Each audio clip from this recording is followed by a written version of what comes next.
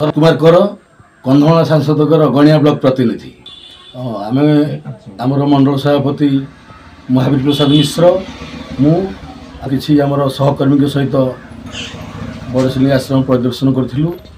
कि से आश्रम जहाँ देखिलु एत समस्या 25 वर्ष धरी मैंने एत समस्या अच्छी से समस्या खोजी खोजी आम नयंत तेणु जहाँ आम आप देखिलु पिला खाइबा पानी जल बिजुली माने से गोटे स्कूल रे सार मान रही घरटीए ना बहुत समस्या एमाने आखि बुझी देइसंती से विषय आम प्रधान सेठ कथा कहले अवगत हलु तेणु ये जिते सब समस्या अच्छी आम निश्चित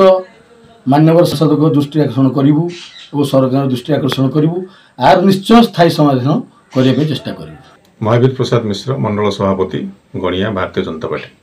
बड़शिलिंगा आश्रम विद्यालय देखिली सेठी प्रधान शिक्षक प्रचेषार निजर परिश्रम स्कूल टी बहुत भल भाव परिचालन कर परिसर बहुत साफ सुथरा देखी खुशी लगिला किंतु बहुत गुड़े काम बाकी रही जहाँ आम जल्दी संपूर्ण करने चेष्टा करूँ।